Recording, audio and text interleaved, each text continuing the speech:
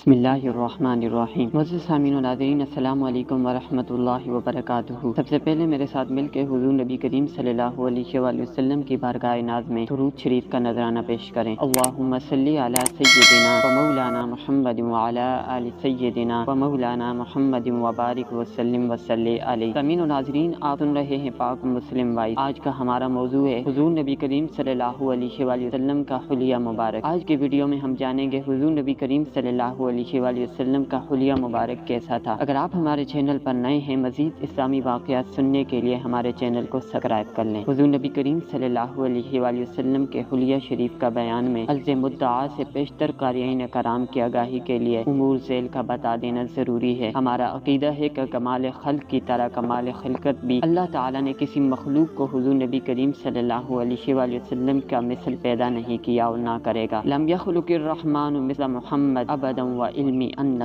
لا یخلق، کہ نہیں پیدا کیا اللہ کریم نے مثل محمد صلی اللہ علیہ وآلہ وسلم کا کبھی، اور مجھے یقین ہے کہ وہ نہ پیدا کرے گا۔ جن بزرگوں نے حضور نبی کریم صلی اللہ علیہ وآلہ وسلم کا حلیہ مبارک بیان کیا ہے، انہوں نے اگرچہ حضور نبی کریم صلی اللہ علیہ وآلہ وسلم کے اوصاف کے بیان میں حسب طاقت بشری ابلغ انواع نوعیت و اکمل قوانین فصاحت کام لیا ہے، مگر غائب جسے وہ پہنچے ہیں یہی ہے کہ انہوں نے حضور نبی کریم صلی اللہ علیہ وآلہ وسلم کی صفات کی صرف ایک جھلک کا ادراک کیا ہے اور حقیقت وصف کے ادراک سے عاجز رہ گئے ہیں۔ خلاصہ یہ ہے کہ وہ صورت وصف کو پیش کر سکتے ہیں، نہ حقیقت وصف کو، کیونکہ حقیقت وصف حضور نبی کریم صلی اللہ علیہ وآلہ وسلم کو خالق بے چھو کے سوا کوئی نہیں جانتا۔ چنانچہ امام بصیری رحمۃ اللہ علیہ قصیدہ حمزیہ میں فرماتے ہیں، انما مثل صفاتک للناس کما مثل النجوم الماء، انہوں نے صرف صورت دکھائی ہے تیری صفات کو لوگوں جیسا پانی صورت دکھا دیتا ہے ستاروں کی۔ امام قرطبی رحمۃ اللہ علیہ نے کتاب الصلاۃ میں کسی عارف کا کیا اچھا قول نقل کیا ہے